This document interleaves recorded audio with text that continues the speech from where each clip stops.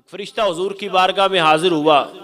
मेरे महबूब ने फरमाया क्या वजह है, तू परेशान है? अर्ज की महबूबा, आसमान से जितने बारिश के कतरे गिरते हैं मैं उनकी गिनती कर सकता हूँ, दरख्तों के पत्ते जो हैं उनका शुमार किया जा सकता है, लेकिन महबूबा जो आपकी ज़ात पे दरूदो सलाम पढ़ता है, रब जितनी बरकतें नाजिल उस पे करता है मैं उसका शुमार नहीं कर सकता। इतना अजर और सवाब। आप हज के लिए चले जाएं, आप ज़कात दें, आप जिहाद करें, कल क़यामत के दिन क्या होगा? अल्लाह ताला एक मुजाहिद को बुलाएगा, अल्लाह ताला एक मुजाहिद को बुलाएगा। वो कहेगा या अल्लाह मैंने शहादत कबूल की तेरे नाम के लिए, मैं शहीद हो गया, मेरे बच्चे यतीम हो गए, मेरी बीवी बेवा हो गई, मैंने जवानी तेरे नाम के लिए दी। अल्लाह फरमाएगा इसको जहन्नम की तरफ ले जाओ। कहेगा या अल्लाह मैंने तेरे नाम के लिए शहादत को कबूल किया है। अल्लाह फरमाएगा नहीं, तूने अपनी वाह वाह के लिए किया था, सो हो गई है, लोगों ने तुम्हें शहीद कह दिया, तुझे लोगों ने प्रोटोकॉल दे दिया, इसको जहन्नम की तरफ ले जा। दूसरा अल्लाह कारी कुरान को बुलाएगा, वो कहेगा या अल्लाह मैंने तेरे लिए कुरान पढ़ा, लोगों को पढ़ाता रहा। फरमाया नहीं, तूने सिर्फ कुरान इसलिए पढ़ा और पढ़ाया कि लोग कहे भाई बहुत आला कारी पढ़ता है, भाई वाह वाह तेरी बल्ले बल्ले हो जाए, वो हो गई है, इसको भी जहन्नम में ले जाओ। तीसरा शख्स आएगा या अल्लाह तूने मुझे माल दिया था, मैं तेरे रास्ते में खर्च करता रहा, सखावत की है। फरमाया नहीं, तू चौधरी साहब कहलवाने के लिए, जनाब बहुत बड़े हैं, जनाब सखी हैं, वो कहलवाने के लिए किया है, वो हो गई, इसको जहन्नम की जानिब ले जाओ। यानी ऐसी इबादत अगर दिखावे के लिए है तो ना हज कबूल है, ना नमाज है, ना रोज़ा है, ना ज़कात है, कोई भी अमाल नहीं। लेकिन मेरे भाइयों दरूदो सलाम ऐसा है, दिखावे के लिए भी पढ़ो तो रब सोना फिर भी कबूल फरमा लेता है। हाँ, इसमें अलग बात है कि अगर बावुजू होके पढ़ोगे, खुशबू लगा के पढ़ोगे, मदीना पाक की जानब मुंह करके पढ़ोगे और अर्ज करोगे कि महबूबा आपकी बारगाह में दरूदो सलाम का नजराना पेश कर रहा हूं, तो फिर अजर सवाब बढ़ जाएगा। लेकिन फरमाया जिस हालत में भी पढ़ोगे, नमाज के लिए भी वक़्त का होना जरूरी है, कुरान पढ़ने के लिए भी वक़्त का होना जरूरी है, लेकिन दरूद जब भी पढ़ोगे तुम पढ़ते जाओगे, रसूलुल्लाह की बारगाह में कबूल होता जाएगा, रब तुम्हारे गुनाह मिटाता चला जाएगा। ये बरकतें हैं दरूदो सलाम की, ये वो बरकतें और रहमतें हैं दरूद पाक कि जो कसरत से पढ़ता है। और दरूदो सलाम की बरकतें अहले फैसलाबाद के से कोई ढकी छुपी नहीं है।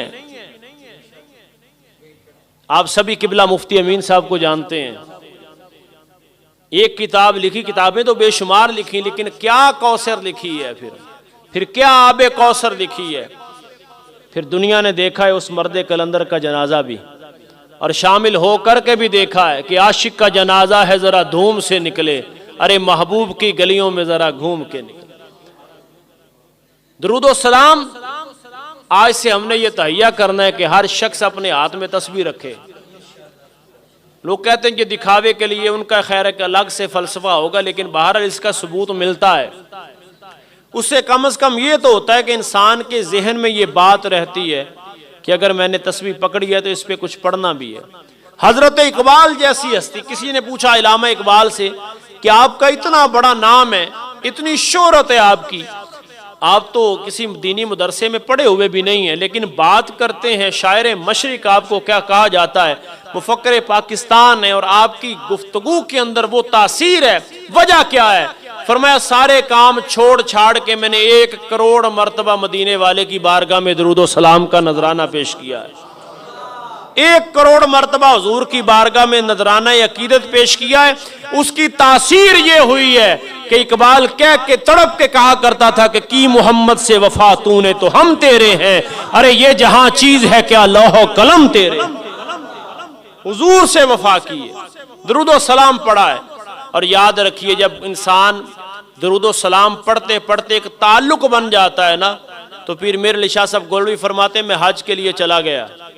उस वक़्त जिस तरह सफ़र होते थे, आज भी मक्का पाक से मदीना पाक का सफ़र जो है एक तवील सफ़र है, तकरीबन 400 मील का सफ़र ये बन जाता है। तो उस वक़्त के जो भी हालात होंगे, फिर मेरे लिए शाह साहब फरमाते मैं मदीना पाक गया तो नमाज इशा का वक़्त करीब था। फरमाते मैंने इशा की सुन्नतें नहीं पढ़ी क्योंकि गैर मुक़द्दा थी, और पढ़ें तो सवाब है, ना पढ़ें तो गुनाह नहीं है। फरमाते मैंने ईशा की सुन्नतें नहीं पढ़ी, बाकी नमाज पढ़ी और मैं सो गया।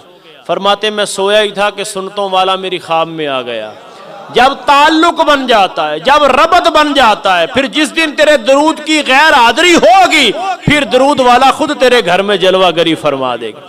लेकिन उसके लिए ताल्लुक जरूरी है, राबिता जरूरी है, निस्बत जरूरी है, हुजूर की बारगाह में रोजाना हाजिरी लगवानी जरूरी है। फिर जिस दिन तेरी गैर हाजिरी होगी, फिर हाजिरी वाला खुद तेरे घर में जलवागरी फरमाते हुजूर ख्वाब में तशरीफ लाए, फरमाए मेहरे अली मेरे पास आ करके मेरी सुन्नतों को छोड़ दिया। अर्ज की महबूबा रोज पढ़ता हूं लेकिन आज थका हुआ था। फरमाया इसीलिए तो मैं तेरी ख्वाब में आ गया।